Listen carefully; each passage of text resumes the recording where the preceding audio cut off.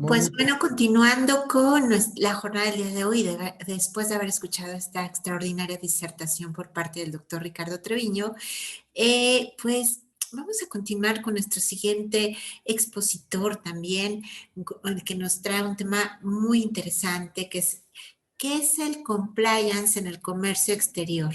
Bueno, porque como sabemos, aquí estamos conectados, ¿no? Personas expertos en el tema, pero también personas que estamos incursionando en temas de comercio exterior. Así es que, pues, esta exposición va a estar a cargo de el doctor José Manuel Vargas Menchaca, nuestro presidente del Comité Técnico y de Estudios en Comercio Exterior y Aduanas.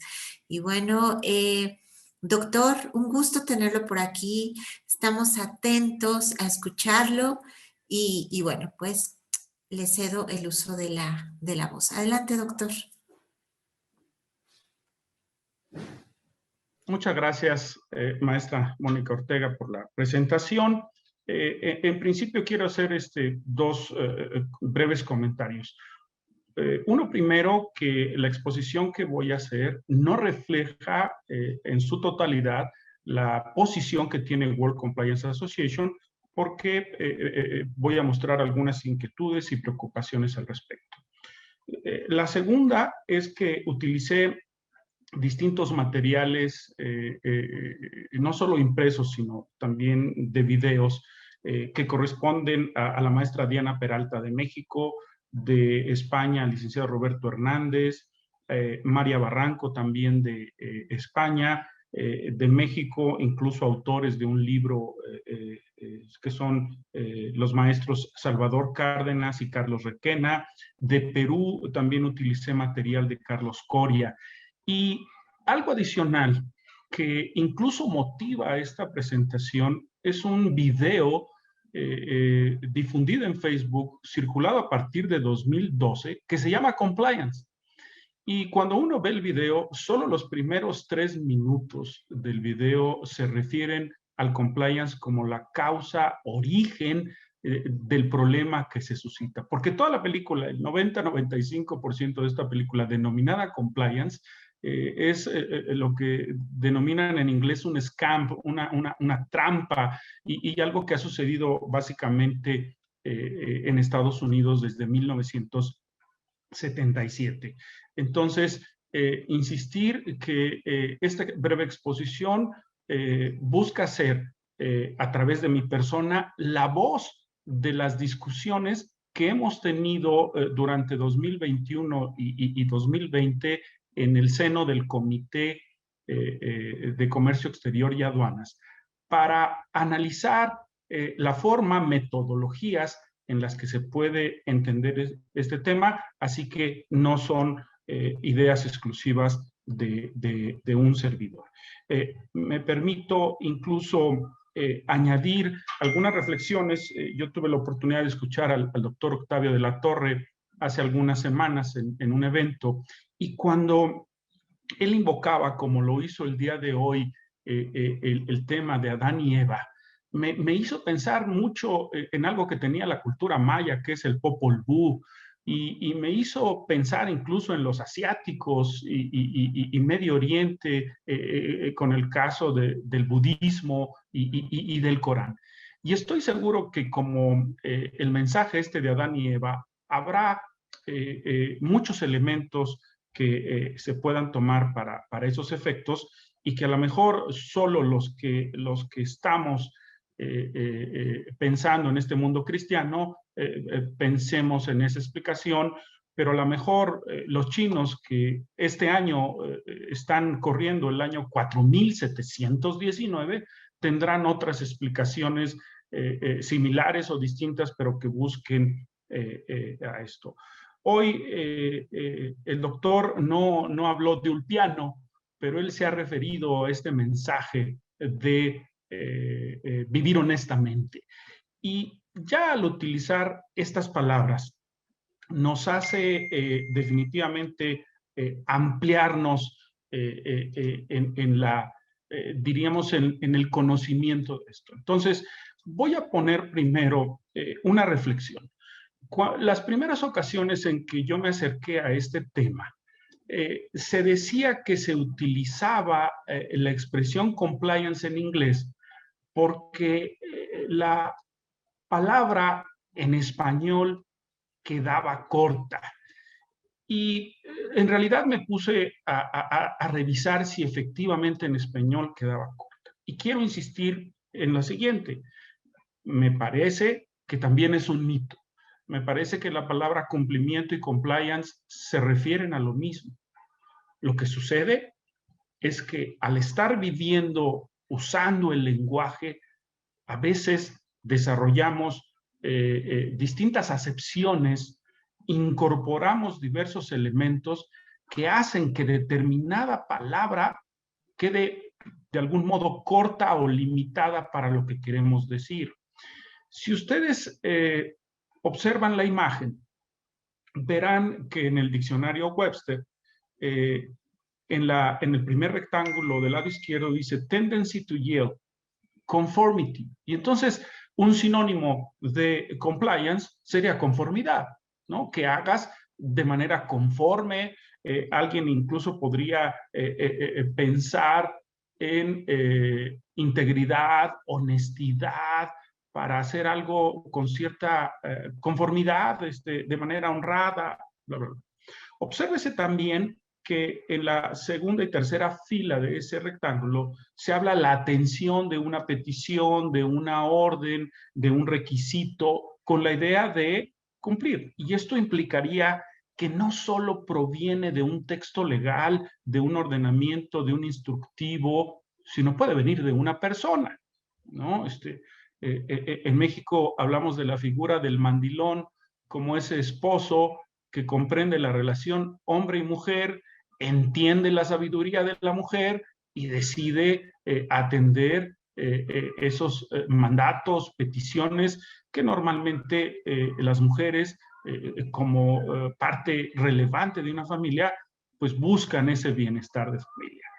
Cuando accedes en ese mismo diccionario a la expresión yo, obsérvese cómo habla de una creación natural o producida de las cosas. Y eso te lleva a pensar en procesos, en procedimientos, en atender a. Y algunos de los que ya se han pronunciado sobre compliance hablan de que no debe verse como un gasto, sino debe verse como una inversión para beneficio del sector público y del sector privado. Parece que en la expresión yield hay cabida para eso. Cuando uno piensa cuál es la palabra, el sustantivo del que viene compliance, o el verbo, pues pensarías definitivamente en comply. Y entonces ahí se habla definitivamente de la atención que le das, repito, a ese pedido, a esa demanda, a ese requisito. Yo por mi formación, uno de los diccionarios que usamos en el idioma inglés es el Black's Law Dictionary.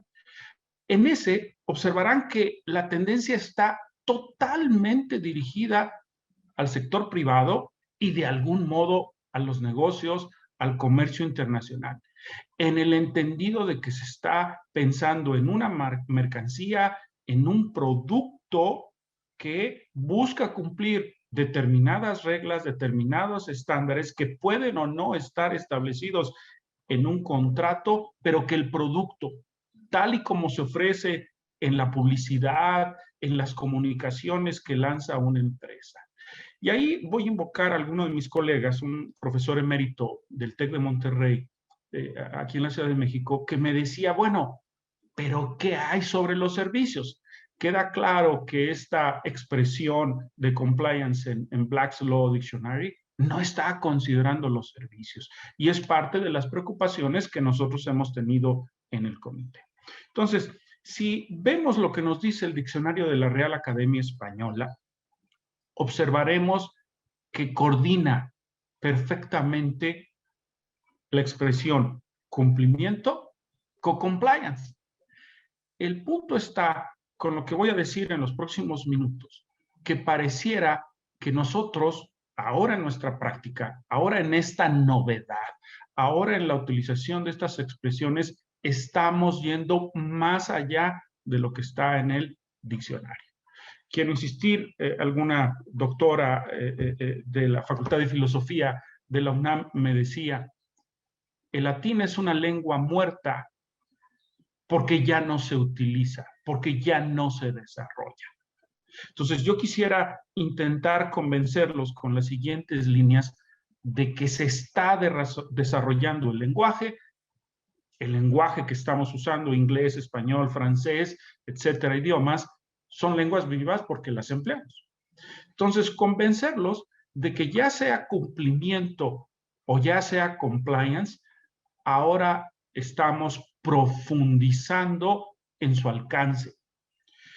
Y voy a decir mi primer asombro. Yo tengo muchos amigos que se dedican al derecho penal, pero yo en lo particular, en mis primeros años de ejercicio, me di cuenta que eso no me gustaba. Me di cuenta que no era el camino para mi ejercicio.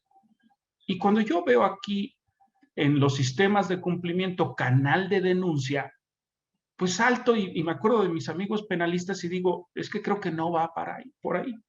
Y voy a regresar a dos palabras, como lo ven indicado acá en ese marco legal y normativo, que podría estar incluido en el soft law, que son las normas ISO.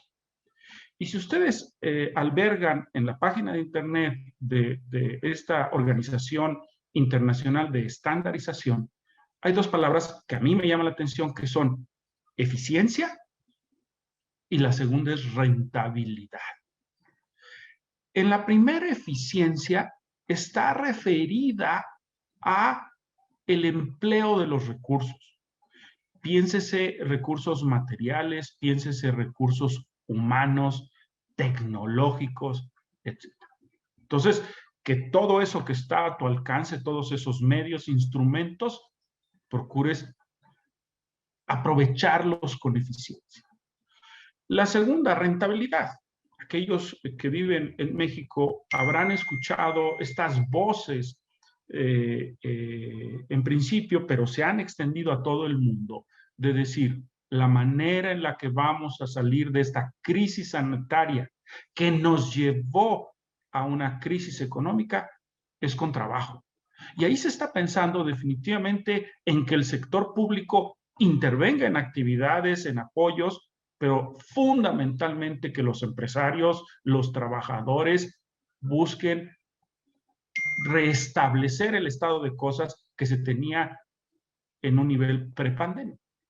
Entonces, lo que trato de decir acá es que esa palabra de rentabilidad está dirigida fundamentalmente para aquellas empresas de Estado o para aquellas empresas que están, repito, en el sector privado, donde nosotros, ingenieros, contadores, economistas, licenciados en comercio exterior, licenciados en negocios internacionales, normalmente o estamos como emprendedores o estamos incrustados en una gran organización o somos, repito, prestadores, ofertadores de servicios para efectos de que esas empresas logren la rentabilidad.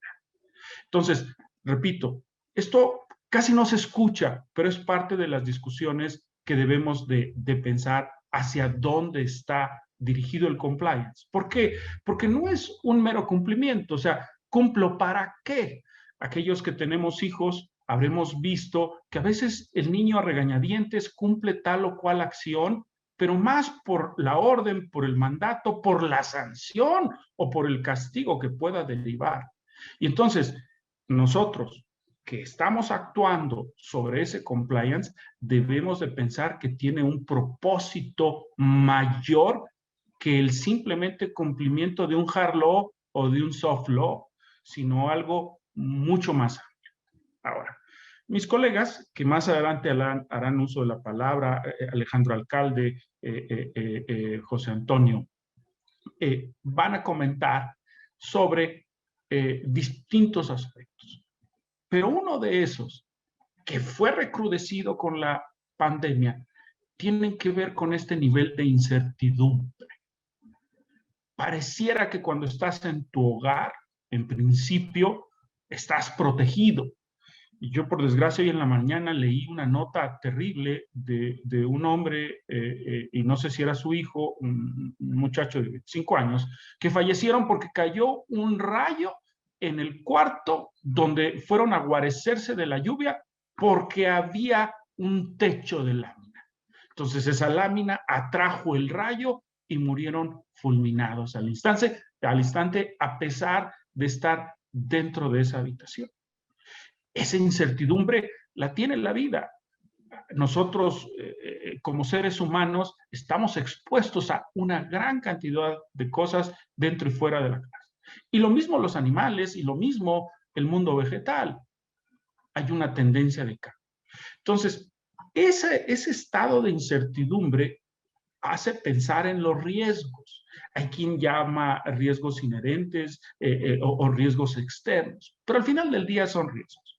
Y entonces, la idea de establecer un sistema de cumplimiento no es solo para vivir honestamente, no es solo para no pasarse los altos, no es solo para tener un código de ética y acumular en nosotros una lista tal vez de una docena de virtudes en nuestras personas, sino cómo vinculamos eh, todas esas características, todas esas acciones en la manera de hacer frente a los riesgos. Todo para brindar a alguien. Aquellos que tenemos amigos libaneses, escuchamos de ellos que el mayor éxito, premio en la vida es servir. Yo a veces bromeo que uno no tiene el derecho a ser más feliz que los demás y por eso debe tener hijos, porque tener un hijo es un compromiso de servir, de dar tu vida, tu conocimiento, tu soporte económico, moral a otro ser que depende de ti y que va a vivir experiencias otra vez de un mundo de incertidumbre. Entonces, en el último rectángulo, ustedes observarán a quién debemos de servir. Y no quiero ponerle un orden. Esta lista es enunciativa, taxativa, no limitativa. Clientes, autoridades, accionistas. ¿Cuántos de nosotros hemos visto películas estadounidenses donde los trabajadores, la directiva, se voltean a preguntar a los accionistas, vamos bien, apóyenos, vamos a correr riesgos, etcétera? Y aquí viene un punto bien importante. Yo, por desgracia, en este último año he recibido noticia de más de 50 personas con las que tenía cierta cercanía, proximidad, de edades entre los 25 y los 80 años, fallecidos. Y ya nos dimos cuenta, como siempre lo debemos de saber, de polvo eres y en polvo te convertirás. Y entonces, en este estado de cosas, lo más importante es mantenerte en el camino. Aquellos que trabajamos, repito, en una industria, en una empresa, pues ¿cómo logramos que se mantenga en el largo plazo? Que pasen centurias. En México hay una institución que se le conoce como Monte de Piedad, que es una empresa de préstamos, de recibir objetos de una persona y otorgarle un crédito por un determinado tiempo. En la plaza principal de la Ciudad de México está un edificio enfrente de la catedral que es del Monte de Piedad y se identifica porque tiene más de 300 años ahí. Entonces, si algunos de nosotros lograran que su despacho, su oficina, la empresa en la que laboran, la MIPYME, la micro o pequeña o mediana empresa que crearon, se mantenga como hoy el éxito de Infra con esta pandemia, pues diríamos, la meta está cumplida. Entonces, ese compliance, esa conformidad, ese cumplimiento, repito, va mucho más allá de lo que se está percibiendo sobre las responsabilidades que tienen en el rectángulo anaranjado de las que debemos de preocuparnos. Entonces, para cerrar esta imagen, reitero las dos palabras. Eficiencia en la utilización de los recursos y la segunda, rentabilidad, todos aquellos que servimos al sector privado. Luego, una reflexión importante que hacemos en este Comité de Comercio Exterior y Aduanas es que, si bien es cierto, los europeos nos han dado muchas luces y lo mismo sucede en compliance, queda claro que para Latinoamérica tenemos que ir construyendo primero algunas bases que esperamos México pueda lograr transmitirlas, pero entender que si hablamos de hard law o de soft law, habrá cosas comunes a los distintos países latinoamericanos o de otras latitudes, y por eso pongo aquí una breve semblanza de aquellos elementos vinculados al comercio exterior que en México tendríamos que atender y que se vuelve muy amplio en el momento en el que le sumas cuestiones de propiedad intelectual, cuestiones del Código de Comercio, cuestiones de los instrumentos internacionales como el contrato de compraventa internacional de mercaderías, etcétera.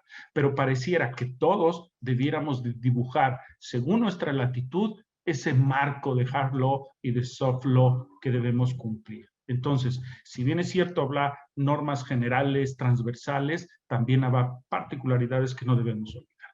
Ahora, nosotros hemos pensado que en ese sistema de cumplimiento o de gestión de cumplimiento, como se le denomina, surgen algunas preguntas que debemos hacernos para su creación. El qué y el cómo, cuándo cumplir.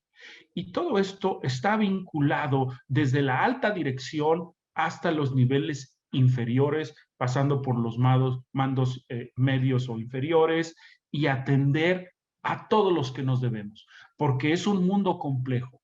Todo ello para que aquel producto, aquel servicio que va a tener como destinatario un cliente pueda ser debidamente satisfactorio.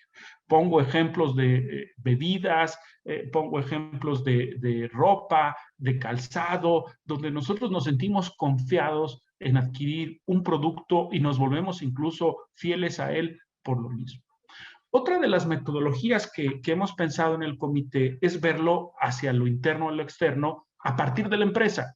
O sea, hacia dentro de tu empresa, qué cosas debes atender, hacia fuera de tu empresa, en estas operaciones de comercio exterior, qué cosas debes atender. Todo, repito, al final cae en la atención al cliente, cae en entender, y por eso en el rectángulo o cuadrado, perdón, superior de color anaranjado, se ponen políticas, estrategias, programas, procesos o procedimientos y acciones, con la idea de que puedas conformar ese sistema de cumplimiento en tu propio despacho, en tu propia empresa, para beneficio de tus clientes. Y ahí involucran, como ya lo comentaba el doctor Octavio de la Torre, la cultura empresarial, la marca, la imagen, cómo logras ese prestigio o que en términos comerciales los abogados le llamamos aviamiento. Otra de las metodologías de las que hemos pensado es el hecho de que o realizas importaciones o realizas exportaciones. Y habrá, en el caso, por ejemplo, nosotros que tenemos la industria maquiladora, las empresas IMEX, el hecho de que realicen ambas actividades, ¿no? Tengo oportunidad de participar con el doctor Máximo Carvajal en una tesis doctoral, donde estamos hablando de este canal interoceánico. ¿Va a servir para coadyuvar o quitarle mercado al canal de Panamá? ¿O es para atender a la industria mexicana que se colocará en el sureste en estos años y darle salida hacia el Pacífico o el Atlántico según se trate de estas mercancías? Entonces, reflexionar si vamos a establecer este sistema de cumplimiento, si incluye ambos aspectos o solo el de las importaciones, porque adquieres insumos, mercancías o servicios para la fabricación de un bien final que se destinará en tu territorio, es decir, no será exportado. Otro aspecto importante, como bien se decía, es que ese compliance se dirija a un sector que puede influir significativamente en el mundo. Si ustedes revisan los foros de OCDE, de OMC, de OMPI, verán que hay una gran preocupación en las MIPYMES. Ahora, incluso en México, en este último año, perecieron más de 600,000 MIPYMES, o sea, había más de 4.100.000 y el número se ha reproducido y que otra vez están volviendo a surgir estos emprendedores para posicionarse. Pero bien se dice que estas empresas son las que generan el mayor número de empleo de México y del mundo en general. Entonces debe ser un foco de atención en el compliance. Nosotros, en el caso de México, participamos junto con otros 11 naciones y Reino Unido que se está sumando en el TIPAD, Tratado Integral y Progresista de la Alianza Transpacífica, con la idea de que hay un capítulo dirigido a MIPYMES y ese mismo capítulo se ha reproducido ahora en el TEMEC. El origen de todo esto para mí fue el tratado que México suscribió con Japón, donde hay un artículo preocupado en el ambiente de negocios y en el impulso de las MIPYMES. Entonces, creemos que nosotros como profesionales también debemos enfocar nuestra energía, nuestros estándares, nuestros programas de cumplimiento para la atención de ese número importante que representan las micro, pequeñas y medianas empresas. Hay una imagen que me faltó por lo reciente de la discusión, pero nuestro colega Julio César Barrera comentaba que otra metodología que podríamos utilizar para el sistema de cumplimiento tiene que ver con pensar en 3 estadios: un antes, un durante y un después. Alguien podría incluso ponerle palabras más elegantes: a priori y posteriori a estas primera y final. Pero el hecho es entender te colocas en la operación de comercio y entonces piensas en un antes. Y entonces decía alguien, las cadenas de suministro, estas cadenas de valor, y luego un durante, donde enfrentas a la autoridad, donde buscas acciones para que tu comercio, tu revisión, tu verificación sea ágil. Y luego a posteriori, la entrega al cliente y alguien te diría, y acciones post-cliente. Entonces, al final del día, lo que tratamos de hacer es, repito todo lo que dije, pensar que estamos construyendo, amalgamando alrededor de compliance y del cumplimiento algo mucho más de lo que está incorporado en el diccionario, que no involucra o se limita solamente al cumplimiento de la ley, de la norma, de lo que es correcto, de lo bueno, sino implica un ambiente mucho más amplio y que tiene que tener presente la eficiencia, la rentabilidad para efectos de tener una derrama en el desarrollo, éxito de las empresas y luego en el desarrollo de una nación, de un país y en el beneficio en general de toda una población mundial, porque como lo han escuchado, nos hemos vuelto ciudadanos del mundo. Muchas gracias por su atención y estamos a la orden para cualquier comentario o pregunta. Pues, doctor Vargas Menchaca, de verdad que siempre es un placer escucharte, ¿no? Desde hace muchos años, panelista por México, representante de México, obviamente un conocedor de los tratados, con amplia experiencia, abogado destacado, académico, investigador, o sea, muchas virtudes. Hay varias preguntas. Nos queda poco tiempo porque tratamos de ajustarnos siempre al horario, pero hay varias preguntas. Hay una desde El Salvador, fíjate qué interesante, que si tenemos alguna opinión respecto al comercio internacional y las políticas de compliance sobre el blanqueo de capitales, pero fíjate la parte interesante. Recientemente El Salvador adoptó el Bitcoin como moneda de curso legal en su territorio, que si te merece algún comentario al respecto, sobre todo con la experiencia que tienes en tratados, si habría algo que ajustar o en términos de compliance, alguna sugerencia. Sí, yo también leí esta nota de que Salvador se convierte en el primer país en adoptar esto y pensaría que efectivamente genera un estado de incertidumbre para muchas otras naciones en la manera en la que está funcionando, pero también creo que tenemos que ir adelante, ser precursores en una gran cantidad de cosas. El mundo está cambiando, el comercio está cambiando y en términos de los tratados pensaría que los esquemas, y nosotros que tenemos un capítulo de anticorrupción que se va a abordar el día de hoy, creo que debe ser parte de las preocupaciones de los gobiernos y de las empresas, pero no el único elemento esta conducta honesta, anticorrupta, etcétera, sino debe ser mucho más amplio. Muchas gracias por la pregunta. No, y hay comentarios, bueno, Carlos Camacho, con todo gusto, yo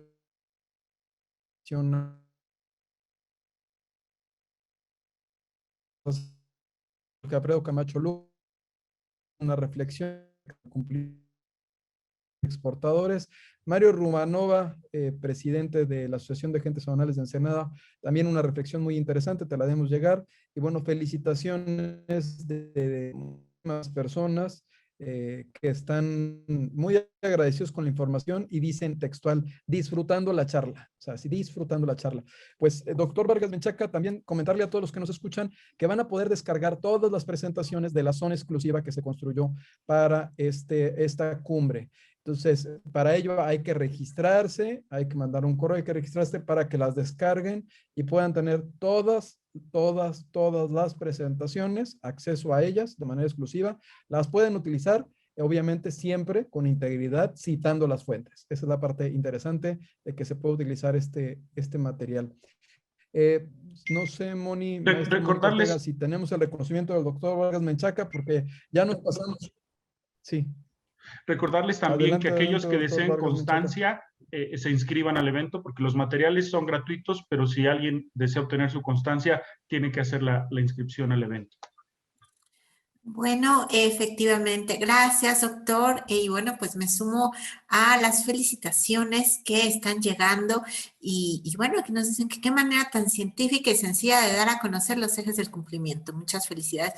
Coincido totalmente. Y bueno, pues ahora, Isaí, si nos apoyas para presentar el reconocimiento para nuestro excelente ponente y aparte coordinador de esta cumbre, el doctor José Manuel Vargas Menchaca. El día de hoy le entregamos este reconocimiento por su participación en el primer Summit LATAM de Compliance, International Business, Custom and Logistics, y firmado, por supuesto, por nuestro presidente, el doctor Octavio de la Torre, presidente del Capítulo México, y el doctor Diego Cabezuela Sancho, presidente de la World Compliance Association Internacional. Enhorabuena, doctor. Muchísimas gracias por Gracias a ustedes por la tanta oportunidad. generosidad, doctor.